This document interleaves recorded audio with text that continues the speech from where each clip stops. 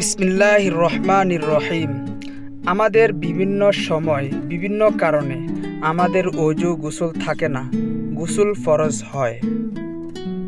যে সকল কারণে আমাদের গোসল ফরজ হয় সেই সব বিষয় নিয়ে আজকে আমরা আলোচনা করব ইনশাআল্লাহ। আমরা দিন এবং ধর্ম পালন করতে গিয়ে মুসলিম হিসেবে আমাদের অনেক কিছু মেনে চলতে হয়। তাহলে দেরি না করে চলুন আমরা শুরু করি কোন কোন কারণে আমাদের গোসল ফরজ হয়।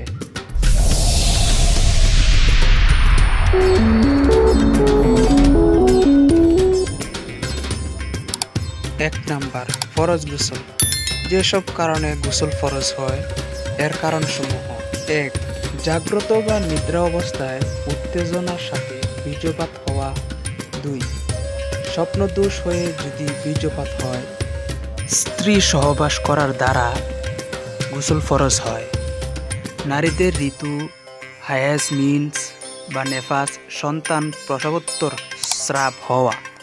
নাম্বার 2, ওয়াজিব গোসল। যেসব কারণে গোসল ওয়াজিব হয় এর কারণসমূহ: মৃত ব্যক্তির গোসল জীবিতদের জন্য ওয়াজিব হয়। কাফের নাপাক শরীর নিয়ে মুসলমান হতে চাইলে এর আগে গোসল করা ওয়াজিব। ছেলেদের স্বপ্নদোষ, মেয়েদের ঋতুস্রাব দ্বারা বালেগ হলে গোসল করা ওয়াজিব হয়। বিধর্মী স্ত্রীলোক ঋতু বা নেফাস বন্ধ হওয়ার পর মুসলমান হতে চাইলে গোসল করা ওয়াজিব হয়। নাম্বার 3, সুন্নত গোসল। যেসব কারণে গোসল সুন্নত হয় এর কারণসমূহ: জুমার নামাজের জন্য গোসল করা। 2. ঈদের নামাজের জন্য গোসল করা সুন্নত। 3. ইহরামের পূর্বে গোসল করা।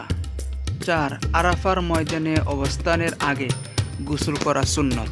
আমার ভিডিওটা যদি ভালো লাগে তাহলে দয়া করে আমার চ্যানেলটা সাবস্ক্রাইব করে রাখুন। লাইক, শেয়ার এবং কমেন্টের মাধ্যমে বলে রাখুন কেমন হয়েছে। ধন্যবাদ সবাইকে।